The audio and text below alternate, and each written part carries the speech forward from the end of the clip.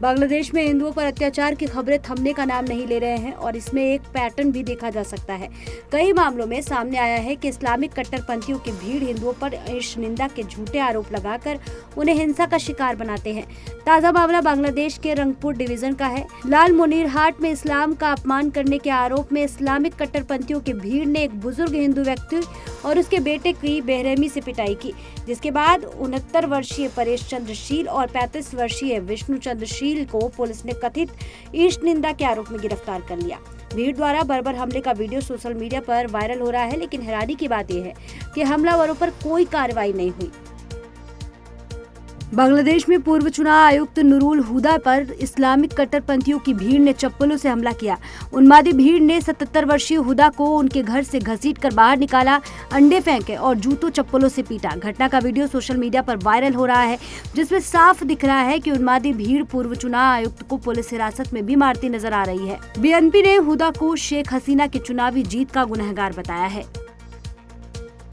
पश्चिम बंगाल के कालीगंज उपचुनाव में टीएमसी की जीत उस वक्त मातम में बदल गई जब जश्न के दौरान हुए बम धमाके में 10 वर्षीय तमन्ना खातून की मौत हो गई। घटना नदिया जिले के बरोचंदगढ़ गांव में वोटों की गिनती के बीच हुई। बीजेपी ने टीएमसी पर हिंसा फैलाने का आरोप लगाया है। घटना के बाद टीएमसी पर हमला बोलते हुए अमित मालवीय ने कहा, टीएमसी के जश्न का अंत फिर खून से हुआ। इस घटना पर बंगाल की मुख्यमंत्री ममता बनर्जी ने ट्वीट कर शोक जताया है। असम में हिंदू विरोधी तत्वों पर कड़ी कार्रवाई जारी है। मुख्यमंत्री हेमंत बिस्वा शर्मा ने बताया कि अब तक 97 राष्ट्र विरोधी और हिंदू विरोधी आरोपियों को गिरफ्तार किया जा चुका है। तिनसुकिया में मोहम्मद अनिसुर रहमान और नंगांव में फरीजुल इस्लाम को आपत्तिजनक टिप्पणियों के आरोप में पकड़ा गया है। मुख्यमंत्री ने सोशल मीडिया पर इस कार्रवाई की जानकारी दी है।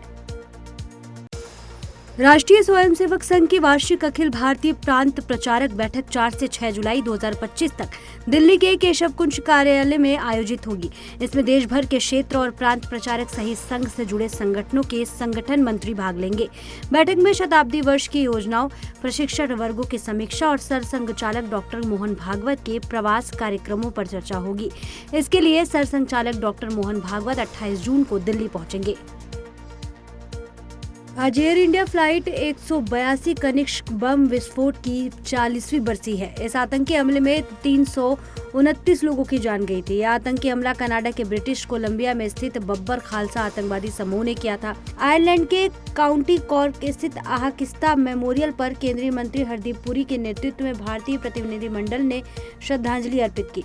इस श्रद्धांजलि सभा में आयरिश प्रधानमंत्री, कनाडाई मंत्री और पीड़ितों के परिजन भी शामिल हुए।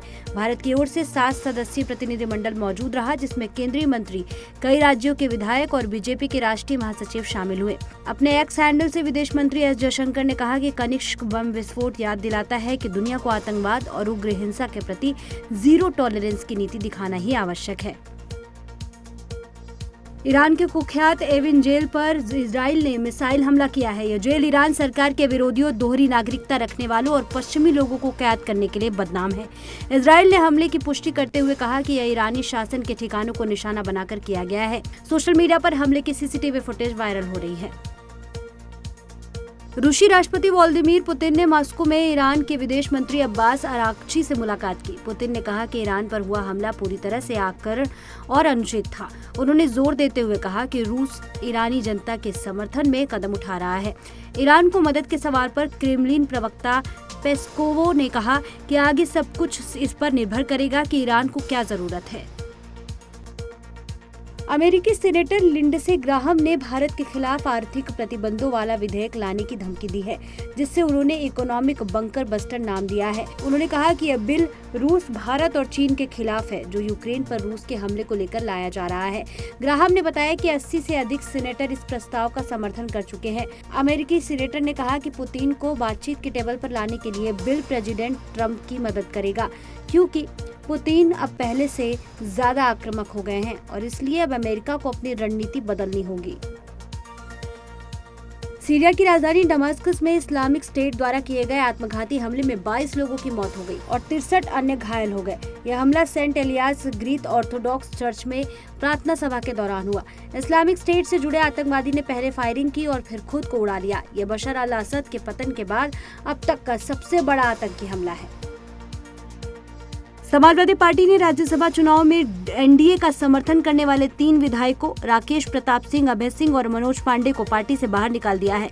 सपा ने इन्हें अनुशासनहीन और पीडीए विरोधी करार दिया है। पार्टी ने एक्स पर पोस्ट कर कहा है कि सांप्रदायिक और जन विरोधी सोच का समर्थन करने वालों को बख्शा नहीं जाएगा।